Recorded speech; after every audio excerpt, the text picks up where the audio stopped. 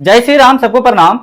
आज के इस वीडियो में हम लोग क्लास 12th मैथ्स एनसीईआरटी के बाबू एक्सरसाइज 3.1 के प्रश्न संख्या 9 और 10 को सोल्व करेंगे। इससे पहले वाले वीडियो में हम लोग प्रश्न संख्या 8, 7 जो भी है पीछे वाला सोल्व कर चुके थे। अगर उस वीडियो को नहीं देखे हैं तो जाकर के देख लीजिएगा ताकि आपको बढ़िया से 3.1 कंप्लीट हो सके।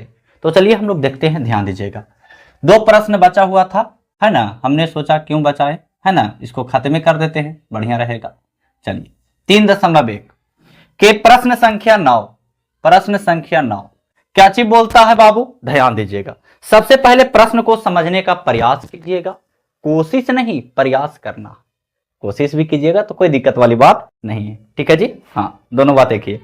चलिए, बोल रहा है कि x तथा y के प्रदत्त किन मानों के लिए अवयव के निम्नलिखित युग्म समान है। सबसे पहले प्रश्न को लिखते हैं, है ना। लिखना तो पड़ेगा बाबू क्योंकि बनाना है ना। चलिए 3x + 7 5, 3x + 7 5। फिर है बाबू y + 1, y + 1, y + 1। फिर है बाबू 2 - 3x, 2 - 3x। कॉमा दिया हुआ है, समान है मतलब बराबर है, ठीक ना। कॉमा दे दिया है ताकि बचवान गड़बड़ा जाए, लेकिन गड़बड़ाएगा काहे जी। 0 y - 2, है ना। काहे 2 को माइनस पड़ता है जी। 8 4, 8 4। ध्यान दीजिएगा, हमको बोला, पहले प्रश्न को समझिए।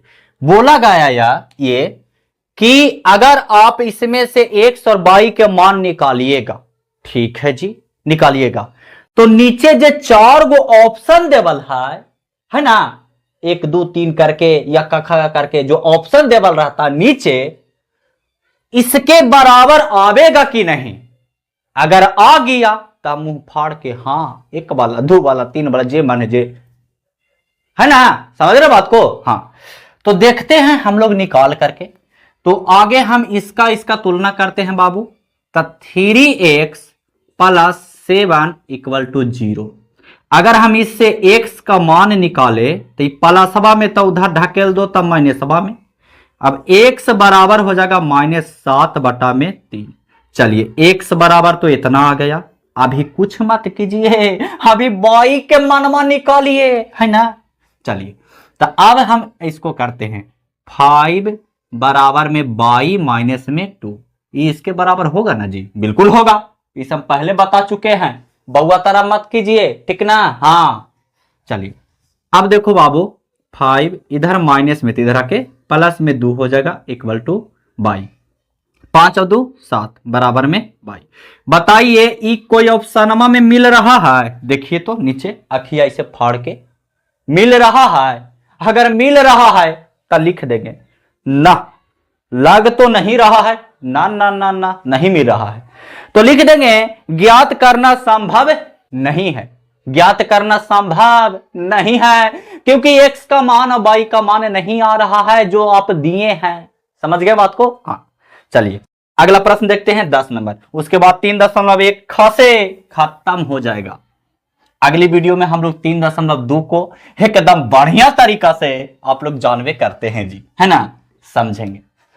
तो 10 वाला प्रश्न का बोल रहा है, ध्यान दो, बहुत बढ़िया प्रश्न है, समझने लायक है, ऑब्जेक्टिव पूछ सकता है बाबू, ठीक ना। ऑब्जेक्टिव में, सब्जेक्टिव ना। 3 × 3 कोटि के ऐसे अवयव की कुल कितनी संख्या होगी जिनकी प्रत्येक प्रविष्ट 0 या 1 है। बोल रहा है कि 3 × 3 के एगो कोटि है। कोची है बाबू, कोटि है। एक मतलब कुछ हुआ कि ऐसे अगर अवयव रहता है तो उसका कोटिया दे दिया है 3 × 3 के, ठीक है। लेकिन 2 गो प्रविष्ट दे दिया है 0 और 1। 0 कितना दे दिया है 1। अगर 3 गो देता, 2 का है लिखा था, मारेंगे ना इतना मार। 0 1, 0 1 दे दिया है 2 गो। अगर रहता 0 1 2 ऐसे रहता तो 3 गो प्रविष्ट हो जाता। फिर आता 0 1 2 3, 3 तक कह रहा था तो 0 1 2 3 4 गो प्रविष्ट हो जाता है ना। तो इसका ट्रिक देखना, जे गो प्रविष्ट देवल रहेगा ना उसको लिख लीजिएगा। अब कहेगा कि के गो है तो एक गो दू गो है ना, तो कहेगा एक गो 0 है तो 2 गो प्रविष्ट है कि ना, है ना। कहेगा कि 0 है और 1 है प्रविष्ट, तो ऐसे ना गिन लेना कि के गो प्रविष्ट देवल है, तो प्रविष्ट 1 गो 2 गो देवल है, 2 लिख दिए। कोटि कितना है जी, हाय रे अरे कोटि कितना है, तो कोटि 3 गुना 3 के ना है बाबू, तो 3 गुना 3 एकर माथवा पर चढ़ा दिया, 3 गुना 3 एकर माथवा पर चढ़ा देना है। अब देखो ध्यान देना, तो 2 के पावर 3 में 3 से गुना करेंगे तो कितना आएगा 9, और 2 के पावर 9 आप लोग के पता ना, हमको पता है 512 होता है बाबू।